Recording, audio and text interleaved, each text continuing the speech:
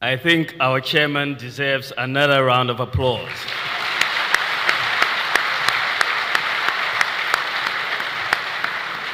Mr. Chairman, His Excellency John Agyekum Kufuor, former President of the Republic of Ghana, His Excellency Alhaji Aliyu Mahama, former Vice President of the Republic of Ghana, Nana Addo Dankwa Akufo-Addo, presidential candidate of the New Patriotic Party,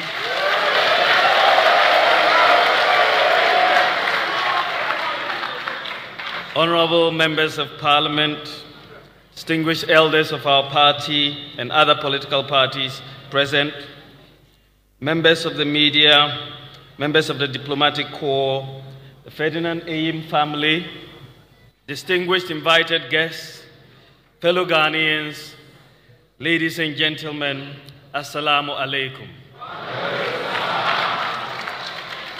I would like to thank all of you for making the time from your busy schedules today to be present at this year's Ferdinand Eyim Memorial Lecture. This is my first major public statement since being selected by Nana Addo Dankwa Akufo-Addo with the support of the National Council as his running mate for the December 2012 presidential elections. I want to take this opportunity to express my profound gratitude and appreciation to Nana Akufo-Addo for the honor in reaching out again to select me to serve as his running mate and inshallah as Vice President of the Republic under an Akufo-Addo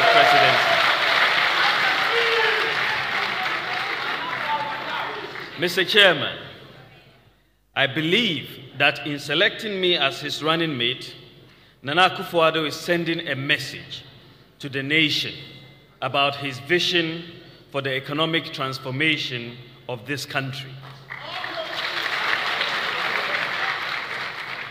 I was privileged to have served this country in my capacity as a staff of the Central Bank, eventually in the position of Deputy Governor. And during this period, I was privileged to be part of a dynamic team of patriotic Ghanaians that implemented policies and economic reforms that succeeded in moving Ghana from a HIPC country to a lower middle income country in 8 years.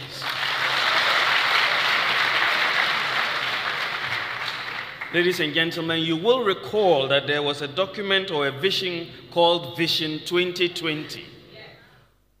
Vision 2020 was supposed to get Ghana to middle income status by the year 2020. When the MPP came into power, they directed efforts aimed at achieving middle income status initially by 2015.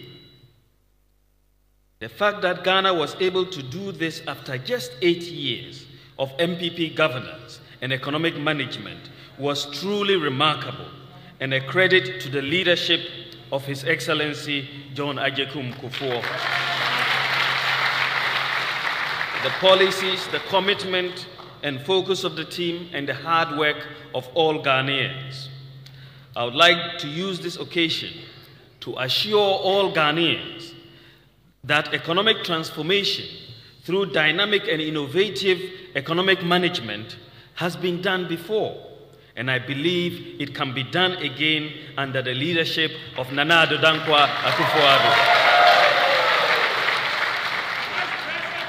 I am fully committed to Akufo-Addo's agenda and vision for the economic transformation of Ghana. The selection of me, a Muslim from the north, to partner a Christian from the south in Nana Addo Dankwa Akufo-Addo is also a message to the nation on the need for unity and to build bridges to each other and to the future.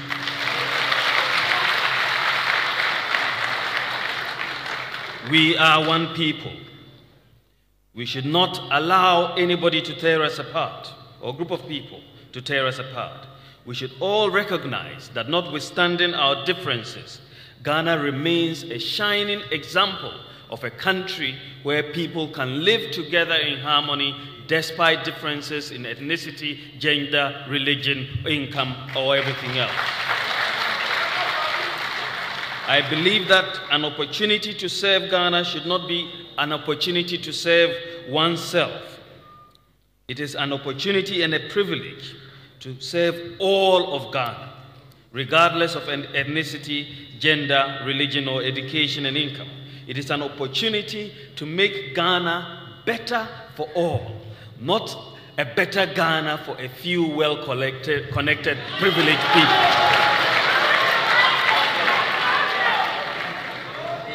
This is what Nana Addo Akufo-Addo means by building a society of opportunities and aspirations in Ghana.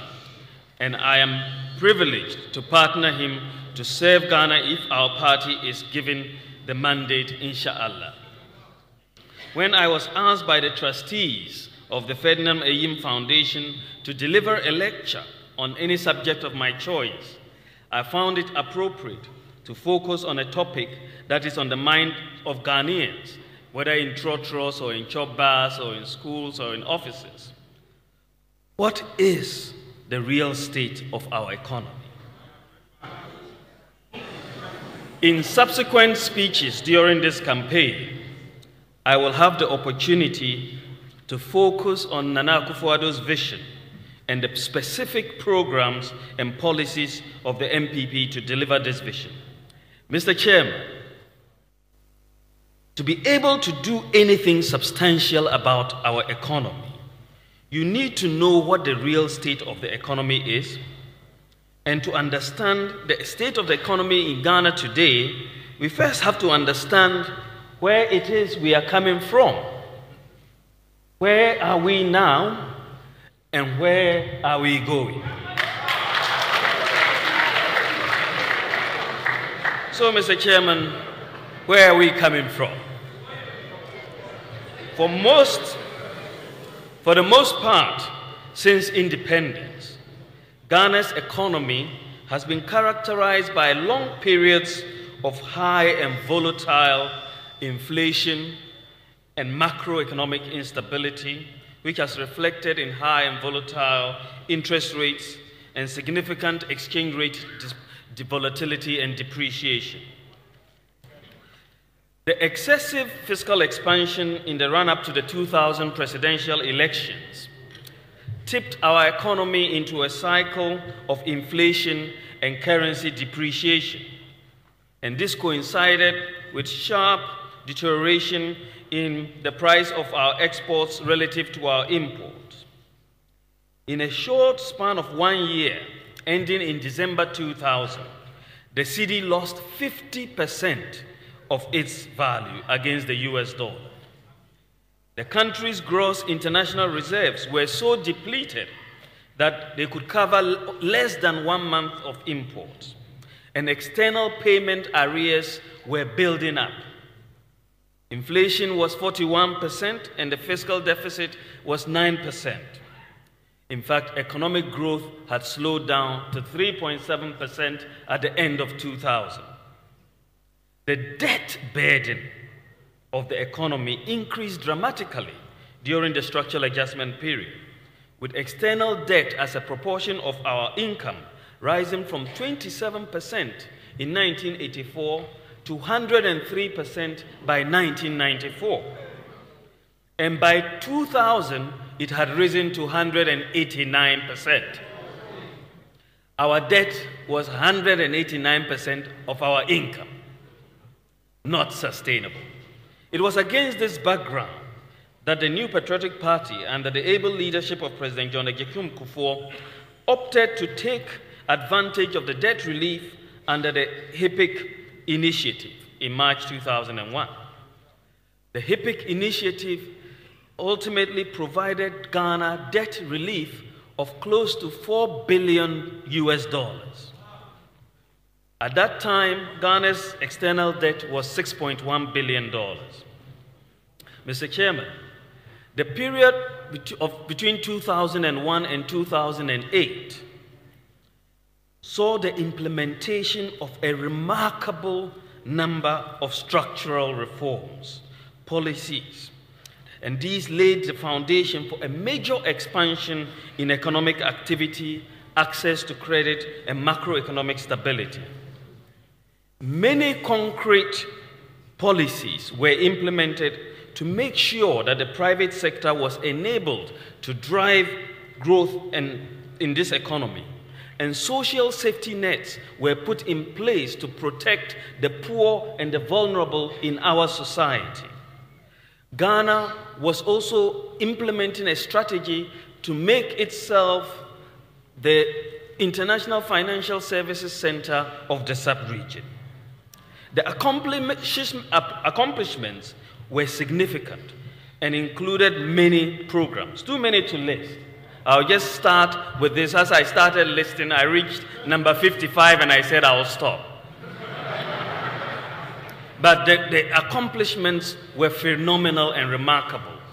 They were all driven by ideas, you know, National Youth Employment Program, National Health Insurance Scheme, School Feeding Program, Capitation Grant, Free Maternal Health Care, Metro Mass Transport, Cocoa Sector, these are just so many. I mean, you can keep going, But what is important to remember is that these reforms were ideas-driven. It means there was a lot of thinking taking place in the economy. Now, I'll just ask our political opponents to list the number of reforms they've implemented since 2009. This, ladies and gentlemen, is a phenomenal record of policy and structural reform. The wide-ranging reforms that were implemented resulted in a major economic recovery. The economic recovery we saw in Ghana didn't just fall like manna from heaven. It was really driven by these major structural reforms.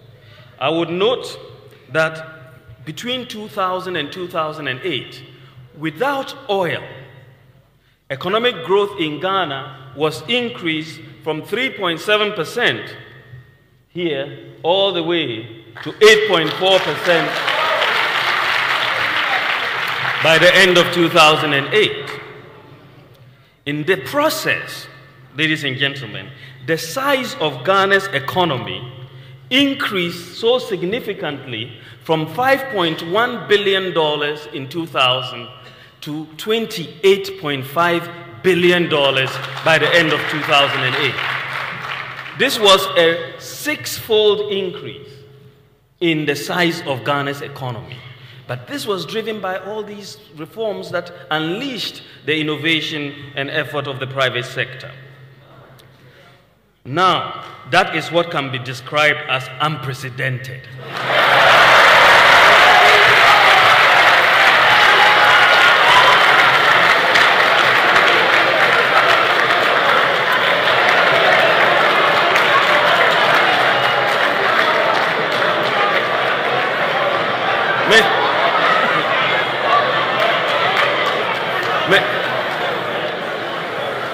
Mr. Chairman, even in the face of a global economic and financial crisis in 2007 and 2008, with oil prices reaching $147 per barrel, the economy registered 8.4% of GDP growth. In that same crisis year, agriculture and industry and service sectors registered 7.4%, 15.1%, and 8% growth, respectively. This was very remarkable in the face of what was happening in the global economy. As I said, GDP per capita was increased from $370 US dollars in 2000 to over $1,000 by the end of 2008. The government budget deficit, ladies and gentlemen, as a percentage of our total income was reduced from 9% in 2000 to 1.9% by 2005, but subsequently increased to 4.8% in 2006, 4.9% in 2007, and 6.5% in 2008 in the face of synchronized global economic and financial crisis. I would like you to note that Ghana's fiscal deficit at the end of 2008 as a percentage of GDP was 6.5%, not 14.5% as some other people would like to make you believe. In that same year, the fiscal deficit in Botswana was 15%. That in Japan was 8.5%. And the United Kingdom was 7.1%. Single-digit inflation was actually achieved in April and May 2006. But as a result of the global financial and economic crisis, and increased government expenditure on wages and infrastructure especially, inflation increased to 18.1% by the end of 2008, compared to 40.5% in 2000. What was remarkable, by the end of 2008, our total debt as a percentage of our income had been reduced from 189% of GDP to just 29% of GDP. As a result of the financial sector reforms, bank deposits reached a record level of 36% of GDP compared with 16% in 2000. Private sector credit to the private sector as a percentage of our income increased significantly from 14% of GDP in 2000 to 30% by 2008. I probably do not need to remind you here that during this period, banks were chasing customers to give them loans.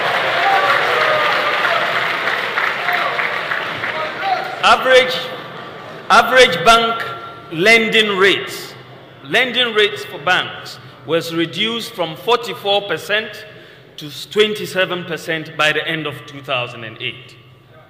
The exchange rate was largely stabilized between 2001 and 2008, even though it came under pressure during the crisis year of 2008. Nonetheless, for the 8-year period of MPP governance, the total for 8 years of exchange rate depreciation for the cedi was 43%. That is 8 years combined, moving from 0.68 to 1.1 by the end of 2008.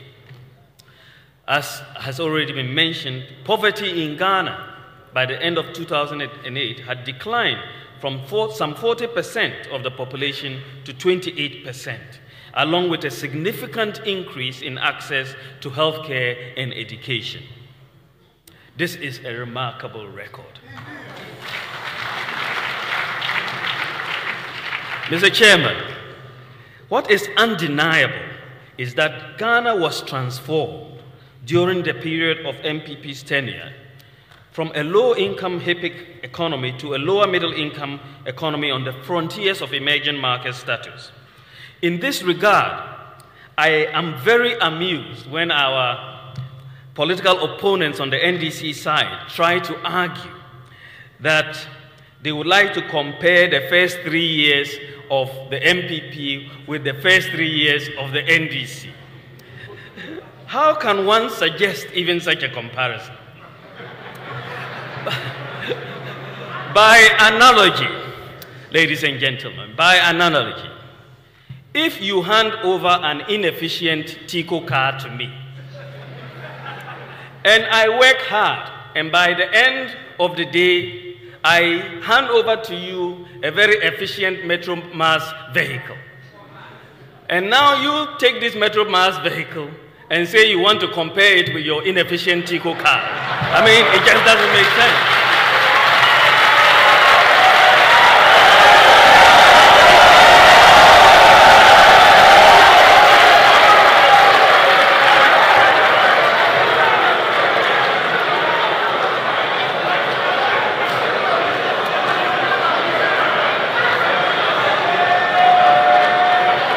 Mr. Chairman,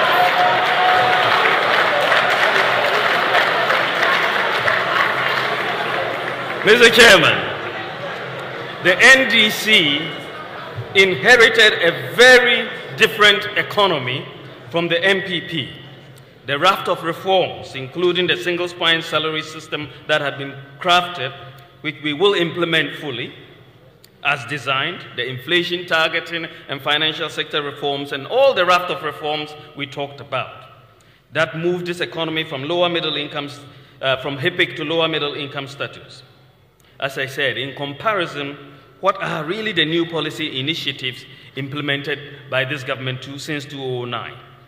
Unfortunately, as I am just about to point out, the efficient mass transit vehicle we handed over is breaking down slowly. And the earlier we take it back, the better.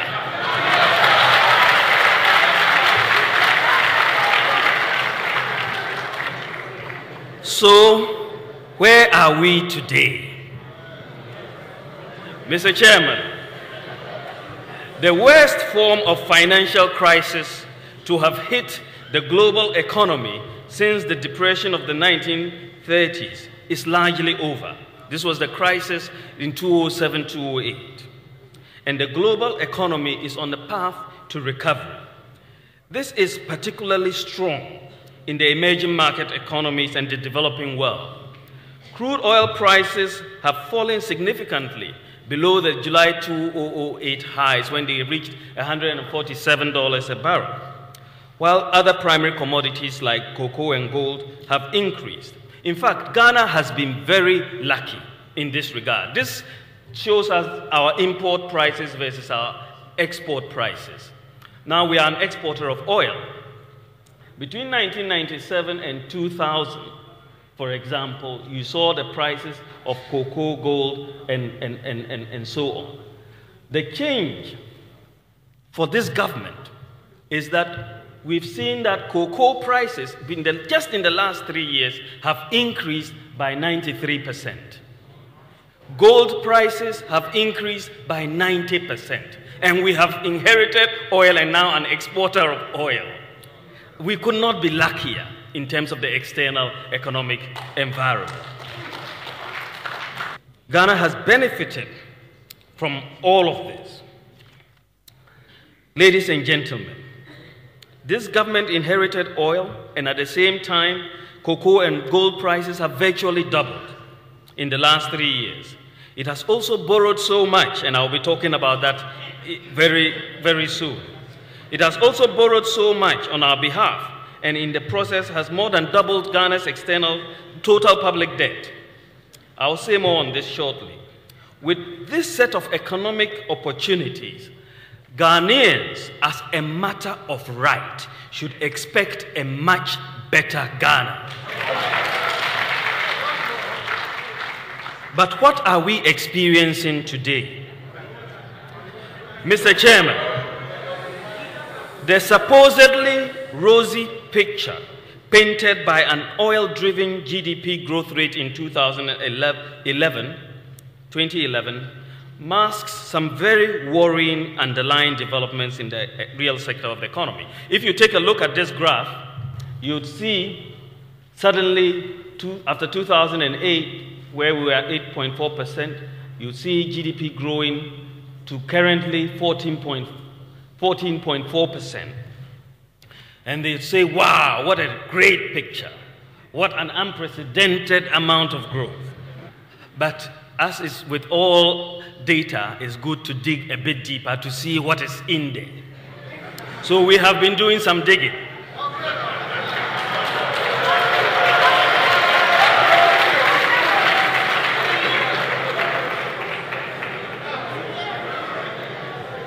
And the developments are very worrying. The performance of the agri sector, in particular, is very worrying. Ladies and gentlemen, you take a look at this graph, you would see that at the end of 2008, agricultural sector growth was 7.4%. At the end of last year, it had declined all the way to 0.8%. It's a major cause for concern. As you will see, when you look at the real GDP in agric, the next graph will tell you what is happening. Is this a better performance? Mr. Chairman, let me continue. We dig deeper in agric. Excluding cocoa, I want to check the food sector. When you look at crop production, excluding cocoa, you see what is happening. You've seen a major decline. When you go to, excluding cocoa, crop production has registered less than 2% growth in the last 2 years. Then you look at fisheries, what is happening? My mom, Gladys Asma, is here. Now, if you look at fisheries,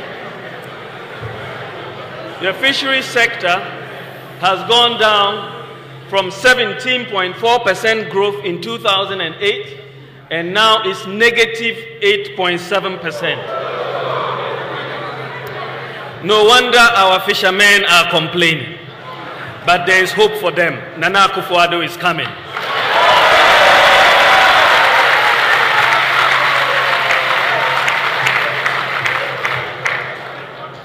Industry growth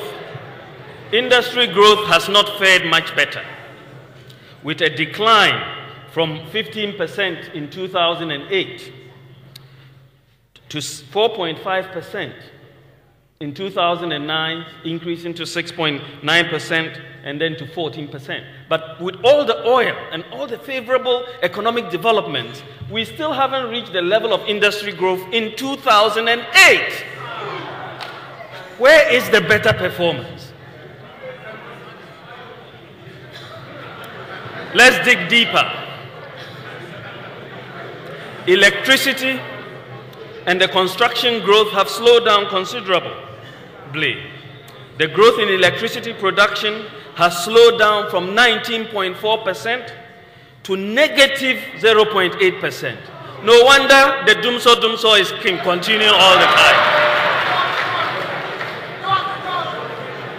Growth in the construction sector has also declined considerably from 39% in 2008 to 2.5% by 2010, only increasing to 20% by 2011.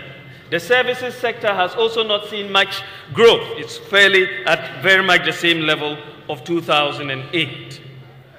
Persistent blackouts, water and gas shortages have also increased the cost of doing business.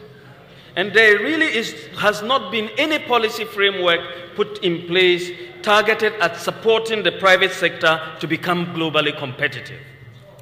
What is clear, ladies and gentlemen, from the performance of the real sector since 2008 is that the growth rates in agriculture, where most people depend on for their livelihoods, and industry have declined. The question we should ask as Ghanaians is why aren't these sectors growing much faster than they were when we had no oil and following the significant increase in cocoa and gold prices? How are we going to create jobs when the critical sectors of the economy like agriculture are not growing? At yesterday's May Day celebrations, the Secretary General of the TUC bemoaned the fact that Ghana appeared to have a booming economy that was not creating jobs to address the challenge of unemployment in general and youth unemployment in particular. Well, ladies and gentlemen, it is clear from the data we've seen so far that, in fact, outside of the oil, the economy is not booming.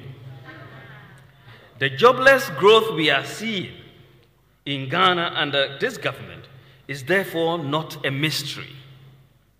You cannot create jobs when critical sectors are significantly declining.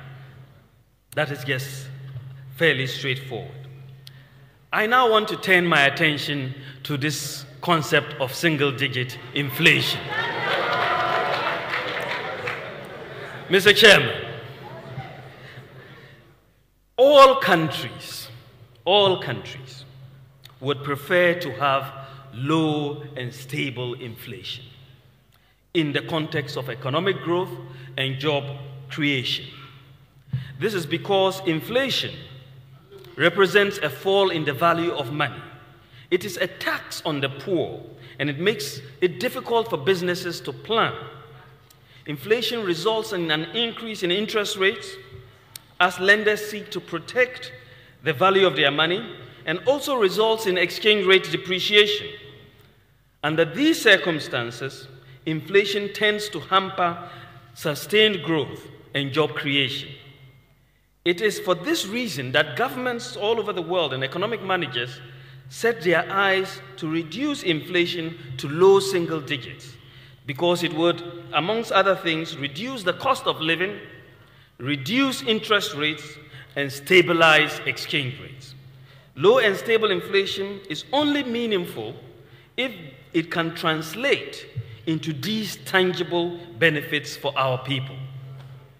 The prevalence of these conditions would in turn reduce the cost of doing business, reduce uncertainty, increase private sector investment, enhance economic growth, and create jobs.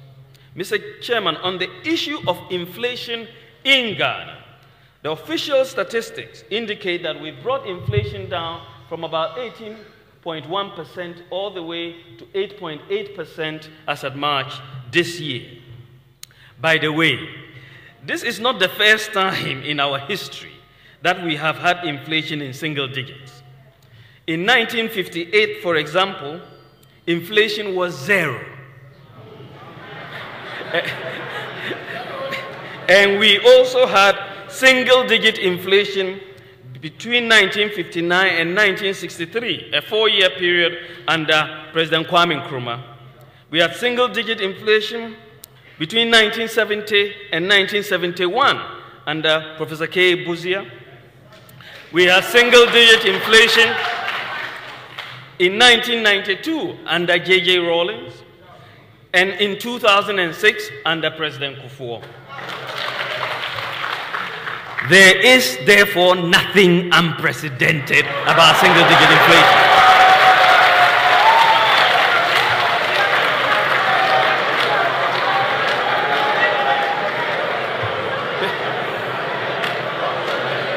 Mr. Chairman,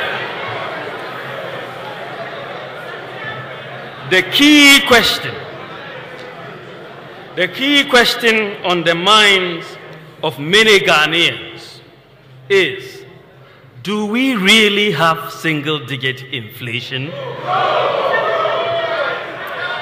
While I do not want to argue or question the integrity of our hard-working officials at the Ghana Statistical Service, who do a good job under very difficult circumstances and should indeed be resourced and given more independence to do the work they do, I will like to state, and I will show, that the available evidence indicates that the statistically reported single-digit inflation is not consistent with economic fundamentals and developments in some of the key reforms.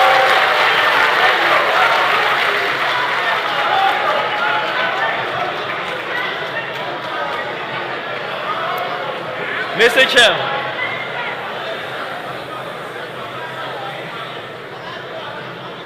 I repeat that the statistically reported single-digit inflation is not consistent with economic fundamentals and developments in some key economic indicators relating to the cost of living, interest rates, and exchange rates.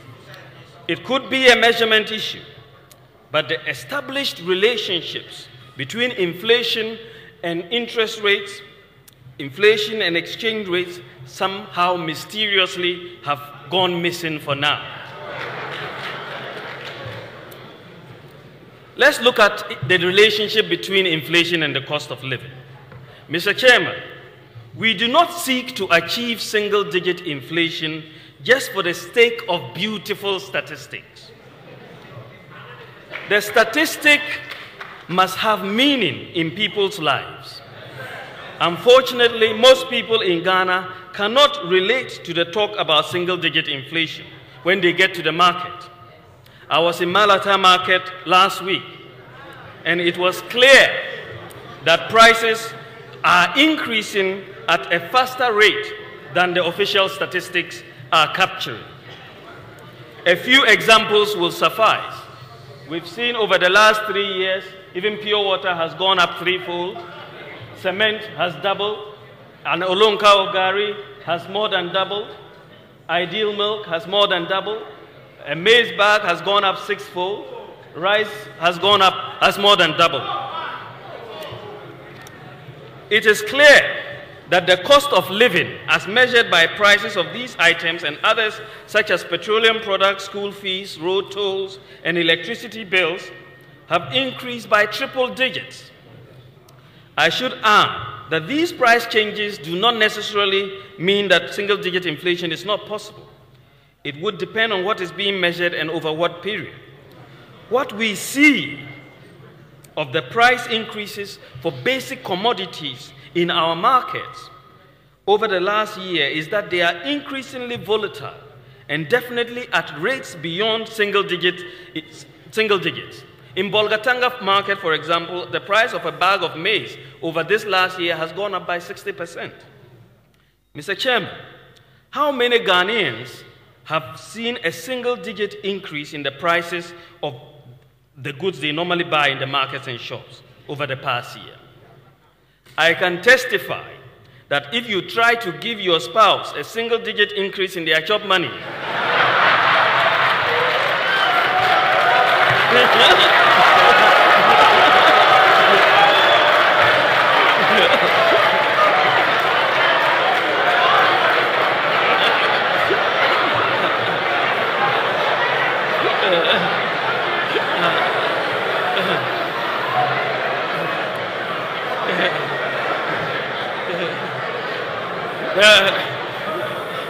I can testify, and I'm sure many of you can relate.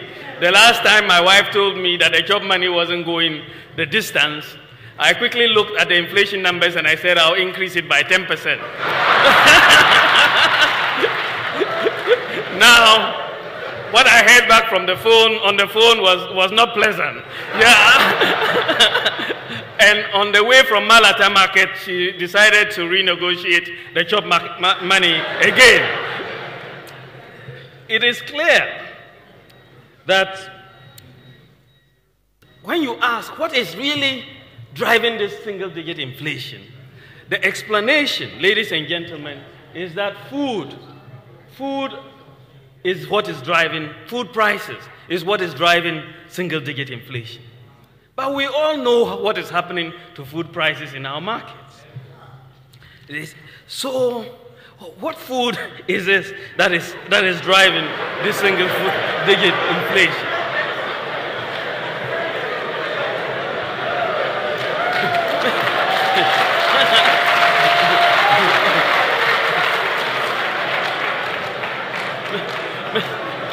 Mr. Chairman, it is rather curious because as I showed you earlier, agricultural crop production is declining. It's at 0.8% as we speak. And demand has continued increasing, including demand for so-called buffer stocks. But nonetheless, food price inflation keeps declining. Just last week, Ghana received food aid from Japan of 17,000 metric tons of rice to augment the shortfall in our production.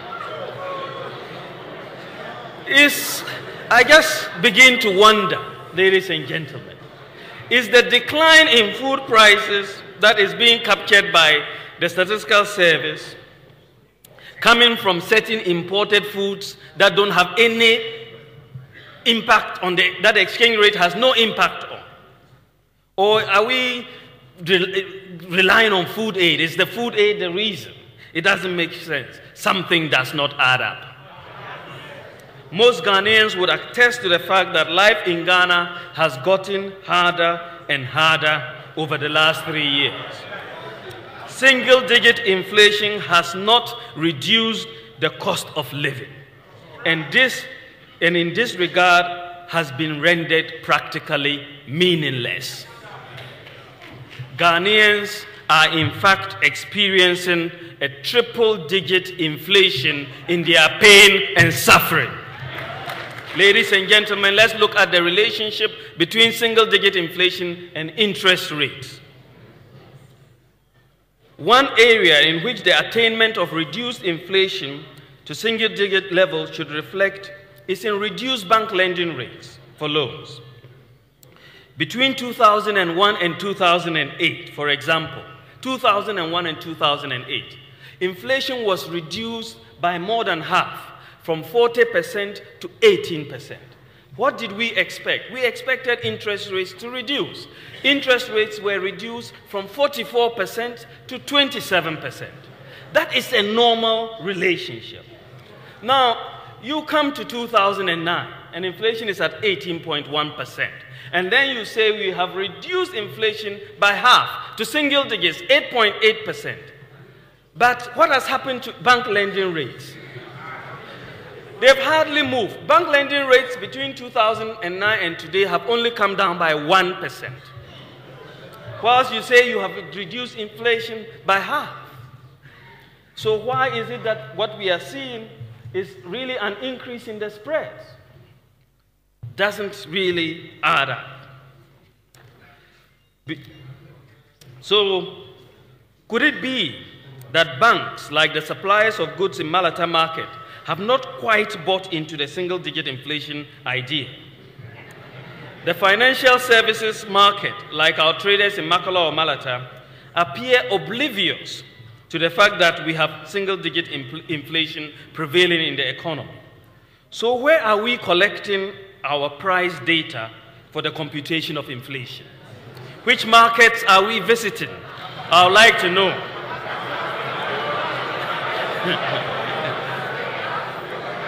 Mr. Chairman, the third piece of evidence I would submit is the relationship between inflation and exchange rates. The exchange rate is just a measure of the relative price of goods between one country and another, the same good. So when prices move, you expect exchange rates to move. When you have inflation, the exchange rate should depreciate. Right? When you have price stability, the exchange rate should remain stable. Those are the relationships that you expect to hold. And for Ghana, these relationships have held for years. You see what is happening to inflation here, and you see exchange rate depreciation. Since the 90s, that we've plotted this, it's sort of going the same direction, you know, in terms of inflation. It went all the way until it got here. And all of a sudden, Bibia Sasa.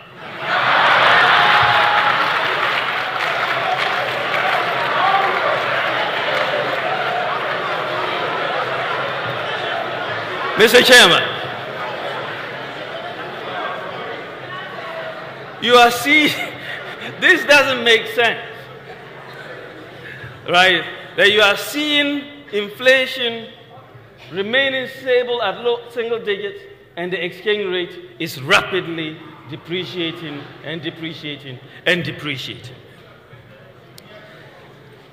Simply put, what this chart is showing is that there appears to have been a break in a standard relationship under this government. The exchange rate is rapidly depreciating while inflation is in single digits and stable. Ladies and gentlemen, something does not add up. The rapid exchange rate depreciation, and I'm going to be addressing the exchange rate depreciation issue in a moment, but it suggests that inflation could actually be higher than what is being captured by the data. Mr. Chairman, it is clear that when it comes to established relationships between the cost of living, interest rates, and exchange rates, the single-digit inflation in Ghana is not consistent with what we expect to see. If single-digit inflation is meaningless for the cost of living, meaningless for interest rates, and meaningless for exchange rates, meaningless for jobs, then what is it for?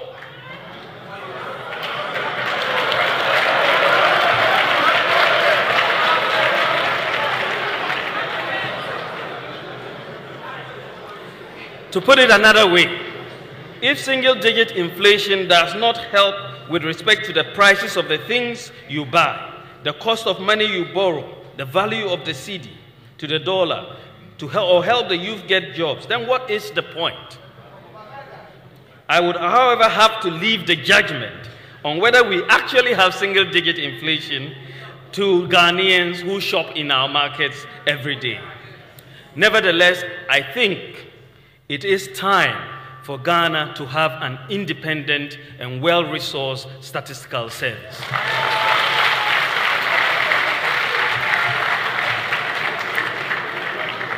Mr. Chairman, I now turn to the fiscal developments and our debt, which is very important, and I would relate this to the problems we are having in the exchange rate at the moment, pretty soon.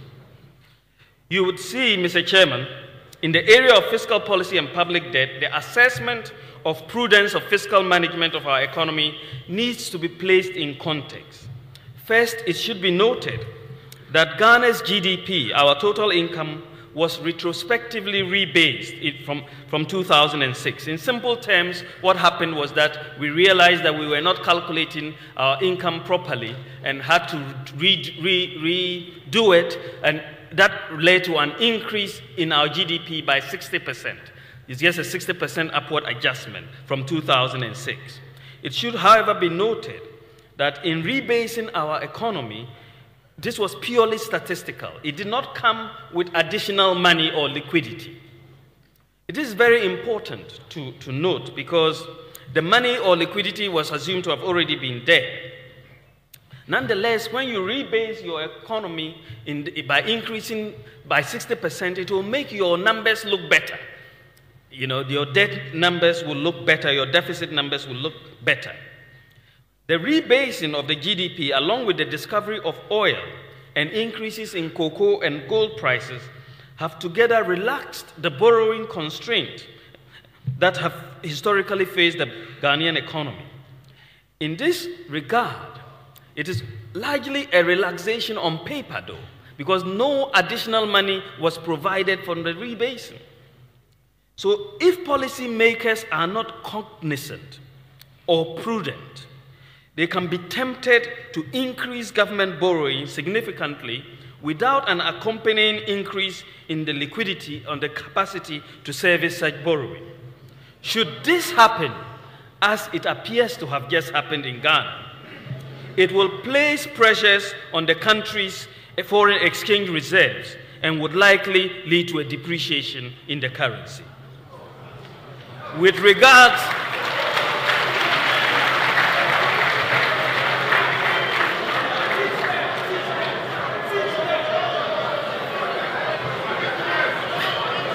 Mr. Chairman, with regards to government finances, we recall at the end of 2008, as a result of the global financial crisis, the government budget as a percentage of our income was 6.5% of GDP. This is 2008. This is where we were following the global financial crisis, not 14.5%. This outcome, however, was described by the NDC as bad fiscal management. What do we see? 2 years of NDC government, when they claim they have stabilized the economy, what is the fiscal deficit to GDP is exactly the same, slightly higher than what it was in 2008. So if under very trying external global financial crisis, you are able to maintain a fiscal deficit of 6.5% of GDP, before rebasing, it was 11.2%. Before rebasing here, it was 11.7%. When under good economic conditions, you are only able to get to 6.5%, how can you call someone who was able to get to 6.5% in bad economic conditions a bad manager? It doesn't add up. So where was the improved fiscal performance? Of course, because of oil, we've gone down to 4%. But there's nothing unprecedented about that. In 2005, we were what, 1.9%. So you've not really, there's not been any significant fiscal adjustment. So where is the improved fiscal performance? Or as we say in Ghana, did we come or did we go?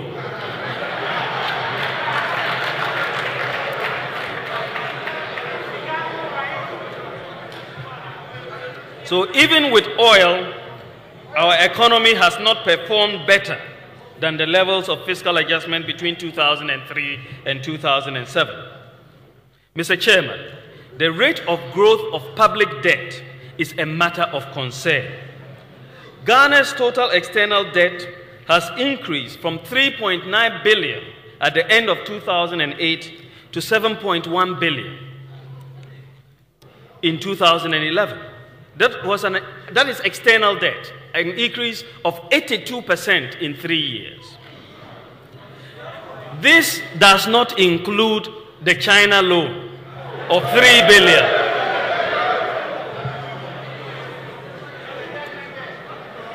In just the last 3 years, ladies and gentlemen, Ghana's total public debt, just the last 3 years, has increased. The total public debt, just look at where it was in 2008. The total debt, which is domestic debt and external debt together, our total public debt has increased from 9 billion Ghana cedis to 25 billion Ghana cedis. In just 3 years, 164% increase. What is mind-boggling, Mr. Chairman, is that even after adjusting for HIPIC, the stock of public debt that has been accumulated over the last 3 years alone is higher than the total stock of debt accumulated by all other governments since independence to 2008. The government has accumulated more debt in 3 years than all governments have done in 52 years. And this is what is worrying.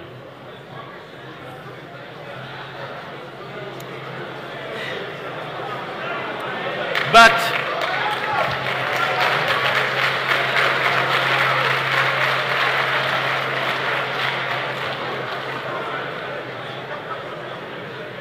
in fact, but for the rebasing of our GDP, today's debt would have been moving us towards HIPIC scenarios today. But we just had the rebasing to make the numbers, they make the numbers look better. But as I said, they don't improve the liquidity. And you will have problems in servicing the debt, and you will have exchange rate problems. The question is, what has all this borrowed money been used for?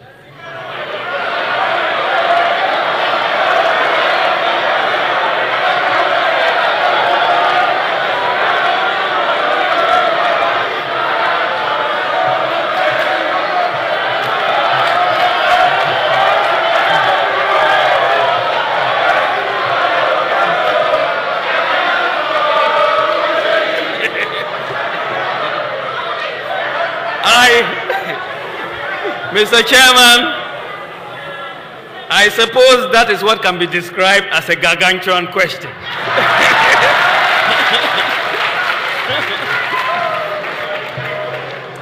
Shouldn't we be seeing tangible evidence of all this money all over the country? This is especially so when one considers that the increased economic opportunities in terms of oil, cocoa, and gold, as well as the heavy borrowing, has not resulted in an improvement in health or education. We are seeing a weakening of the social safety nets that were provided to protect the poor and vulnerable. Key amongst these is the National Health Insurance Scheme. Currently, the NHIS is in a state of disrepair and at the verge of collapse. In campaigning for power, the current government promised a one-time health insurance premium. We knew this was not possible. The situation on the ground today indicates a virtual return to the cash and carry system, which was replaced by the NHIS. Many Ghanaians registered under NHIS are having to pay for simple medical procedures. There are countless complaints. Prescriptions are not getting filled. Diagnostic tests are not being done. Discrimination by service providers who tend to favor cash-paying patients, defeating the very purpose of the NHIS. In the area of education, Mr. Chairman, the current policy by the government emphasizes on hastening the completion process instead of marrying an increase in intake with quality. As a result, numerous challenges that the education reforms of 2007 sought to remedy have resurfaced or have been aggravated. In 2011, for example, 372,836 candidates took the BECE and barely 50% went on to senior high school. What is happening to the rest? 64% of those who do not gain admission into second cycle schools can neither read or write. They are functionally illiterate with substandard numeracy and literacy skills. The dropout rate is increasing in many parts of the country. Mr. Chairman, I want to address the issue of corruption.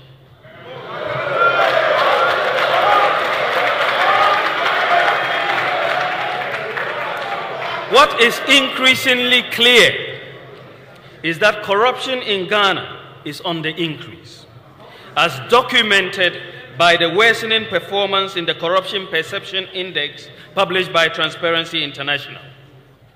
The overpricing of supplies, contracts in areas such as health, education, and infrastructure, as well as judgment debts paid for work not done, is a major concern.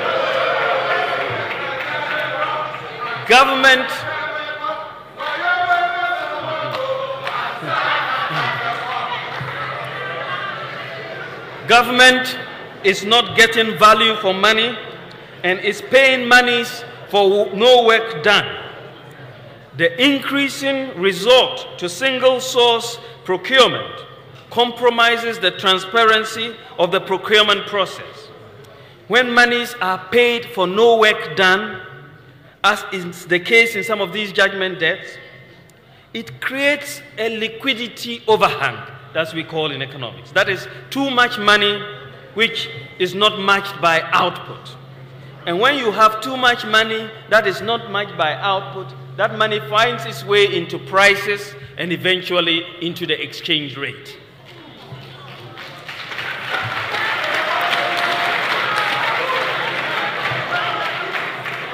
It is also costly to the country in terms of the work that could have been done.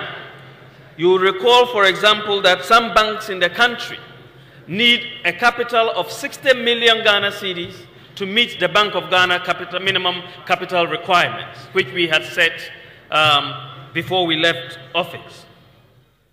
60 million. Banks are trying to merge to meet the 60 million capital requirement. Some of the judgment debts paid for no work done could set up 2 or more banks that would provide small and medium scale enterprises credit to help in their business. In the case of 2 such payments for these judgment debts, we could have built 756 unit classroom blocks at the current prices, just 2 of those judgment debts.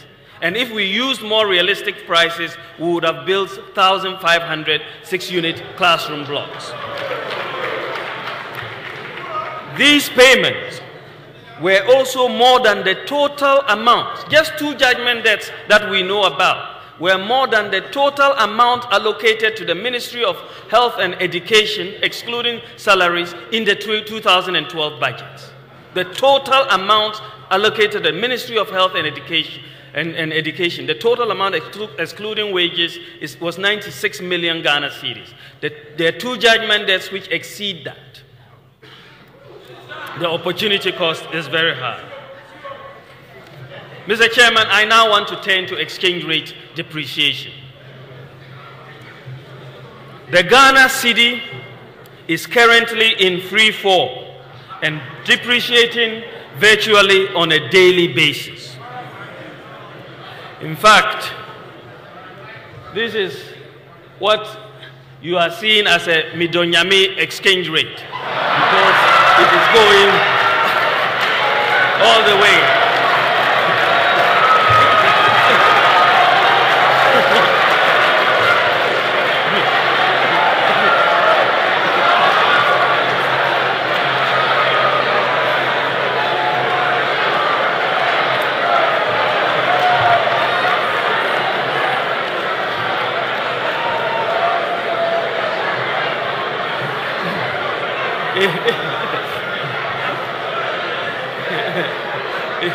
In fact,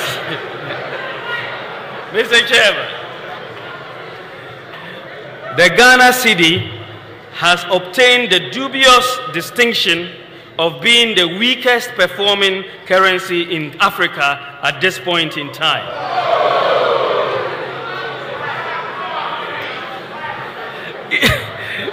Interestingly, the NDC Green Book claims exchange rate stability as one of their unprecedented achievements.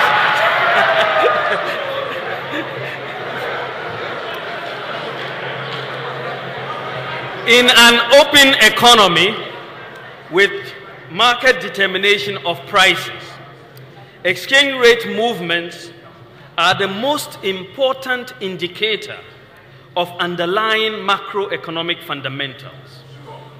As the saying goes, when in doubt, observe the exchange rate. The lesson from history for governments is that you cannot manage the economy with propaganda.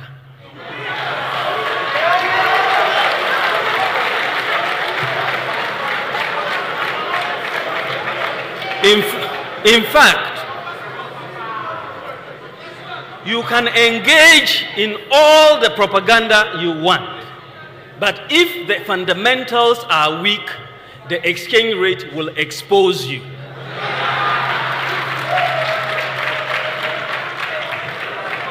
The current rapid depreciation of the cedi is a sign that fiscal and monetary policy stance is not appropriate. It is in fact likely that fiscal policy is more expansionary than appears, factoring in the rebasing, or monetary policy is not as tight. Monetary policy decisions over the last year, for example, have been based on the assumption that we have single-digit inflation, as reported by the Statistical Service.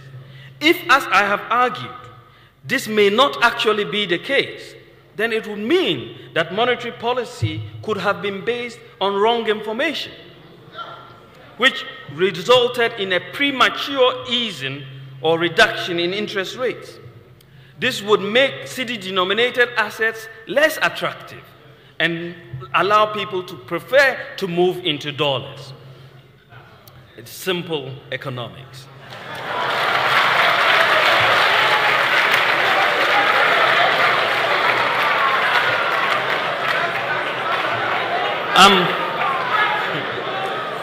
Unfortunately, Mr. Chairman, rather than tackling the fundamental causes of exchange rate depreciation, there is an attempt to blame speculators for the rapid depreciation of the cedi.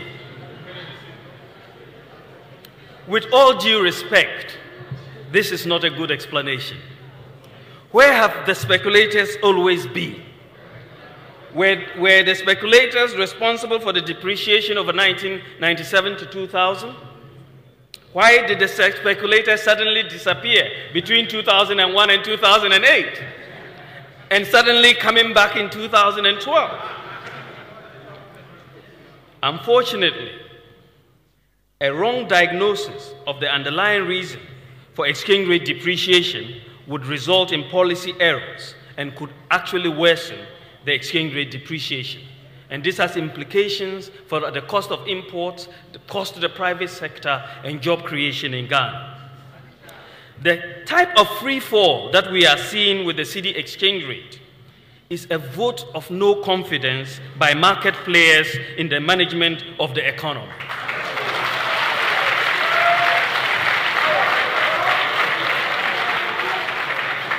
Indeed, many market players presently are pricing goods with the expectation that the exchange rate is going to be 2 to 1. It is almost there. The scary part of this is that we are only just past the first quarter of the year, and we have 3 more quarters to go, and the situation could therefore get worse. This development is not fair to the private sector, and it is certainly not fair to Ghanaians.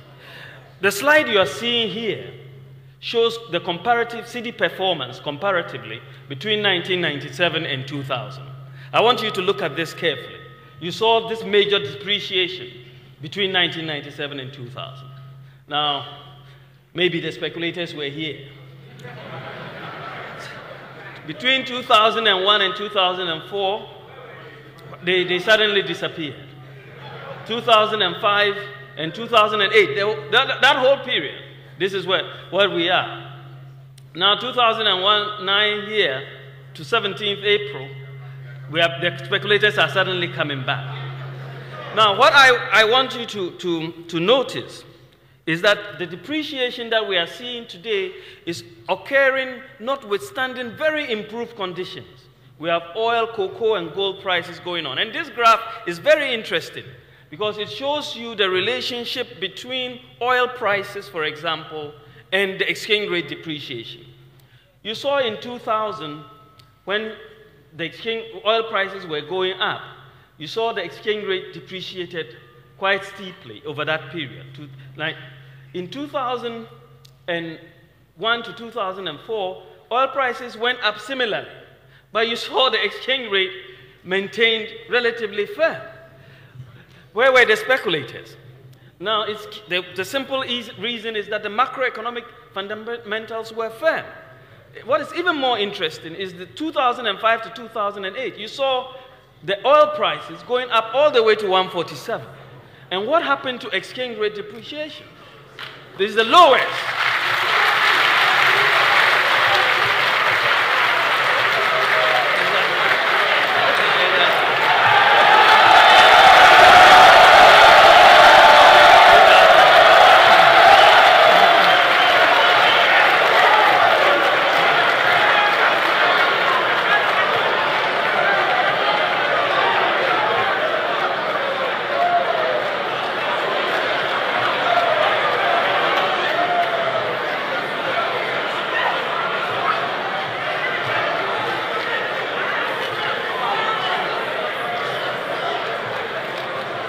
So, Mr. Chairman, in the 2009 to 2012 period, you've seen oil prices actually coming down, and the speculators are back.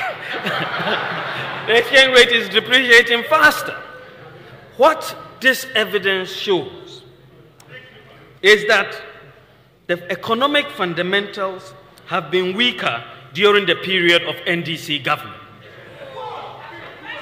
And just small shocks, negative or positive, can destabilize the economy. Mr. Chairman, I want you to listen carefully, ladies and gentlemen. What is amazing is that what is amazing about the state of our economy with this graph that I'm showing here is that notwithstanding the oil discovery and oil production, notwithstanding the increase in cocoa prices, notwithstanding the increase in gold prices, Ghana's gross international reserves today cannot cover, is less than 3 months of imports. It's actually 2.4 months of imports. Yes, ladies and gentlemen, this is the story that is not being told. If imports in 2012 are going to increase at the pace they have in the first quarter of 2012, that is at 19%. In 2011, imports increased by 40%. But I'm just being conservative. Let's just say imports increased just by half what they did last year. Then the gross international reserves would only be able to cover 2.4 months of imports. Now, it is very interesting, unfortunately, that the Bank of Ghana has not released this statistic for some time now, and as has been the case previously. And I find it amusing that the NDC again claims in their Green Book of Achievements that it has accumulated an unprecedented amount of gross international reserves, when they know or should know that that does not really amount to scratch as far as the import cover for our imports is concerned. Ladies and gentlemen, the decline in the import cover for our gross international reserves further explains why the cedi is depreciating and is currently at an 18-year low. Indeed, given the underlying weak fundamentals of our economy, the current rapid depreciation of the cedi should not come as a surprise to anyone. However, for many Ghanaians, it would come as a surprise because the government has continuously touted major economic achievements, which are not in fact based on fact. As I have said, economic management is very much about influencing expectations of the markets. Credibility and transparency are therefore key to success. You cannot manage an economy by propaganda. You cannot claim to have created 1.6 million jobs when your Minister for Employment would say he cannot vouch for it. You cannot ask government officials that when they see a small goat, they are supposed to say it's a big fat cow and expect the markets to consider you credible. You cannot claim that all the gold reserves in the Bank of Ghana have disappeared and expect the markets to consider you credible. Today we have a green book touting unprecedented achievements. Hyperbole has its place, but certainly does not belong in the realm of economic management. The best response Ghanaians can give to the NDC Green Book is to show them the red card in 2012 December election.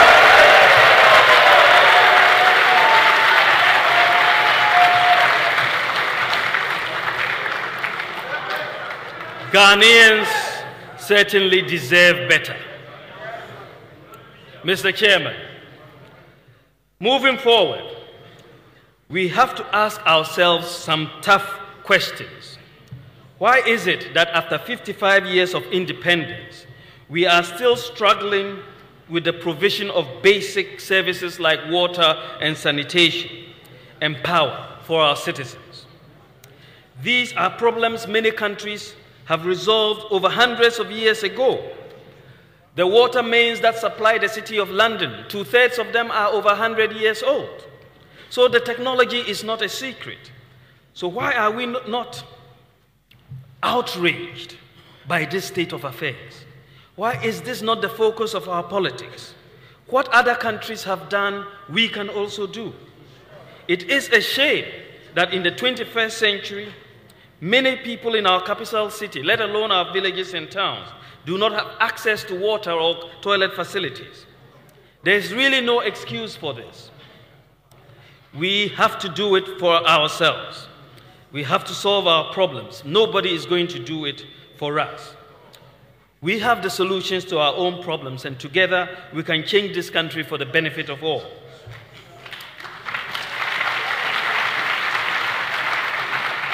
Mr. Chairman, there is therefore a need for a paradigm shift, because we cannot continue doing the same things and expect different results. The paradigm shift that Nana Addo Dankwa Akufo-Addo and the MPP are seeking the mandate of Ghanaians to implement is one of focusing on solutions and results, underpinned by a mindset change and the inculcation of a can-do spirit in Ghanaians.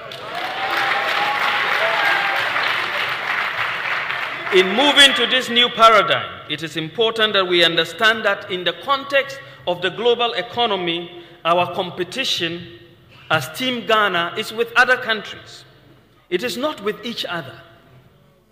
Our competition is China, Malaysia, Thailand, South Africa, Brazil, India, Singapore, South Korea, United States.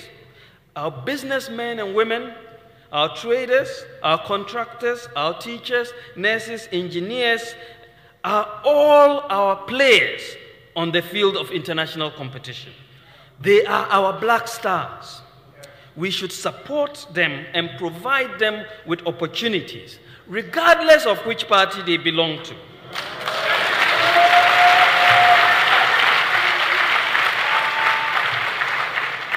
While we engage in healthy political competition as part of our democratic process, we should always remember that ultimately our competition is not with each other. It is with other countries in the global economic space. We have to plan long-term and be prepared to take long-term decisions for the benefit of Ghana and not decisions driven by short-term political advantage. We should be prepared to tap into the talents of Ghanaians within and outside Ghana, regardless of political affiliation, for the economic transformation of Ghana. We have to build a country in which none will be denied the opportunities for maximizing his or her God-given potential. A country where access to quality health care and education shall no longer be a luxury for the privileged few, but for a right for every citizen. That is why we hope Nana Akufo-Addo will be voted into power to introduce free secondary school education.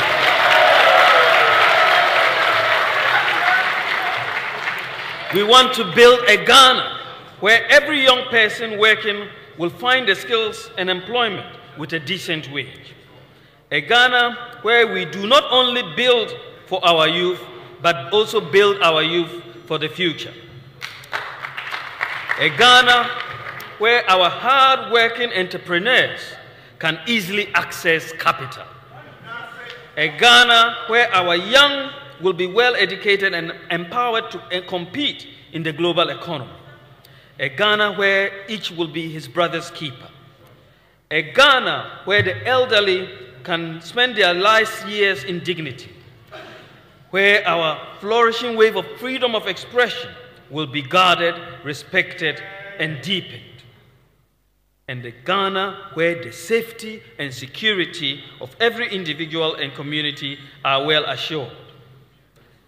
The Ghana that we all desire for ourselves, ladies and gentlemen, and our children's future can only be obtained when we guard the freedoms and that enable us to unleash our potentials and manage our resources with competence and integrity. This is the Ghana that the MPP has on offer under the leadership of Nana Akufo-Addo.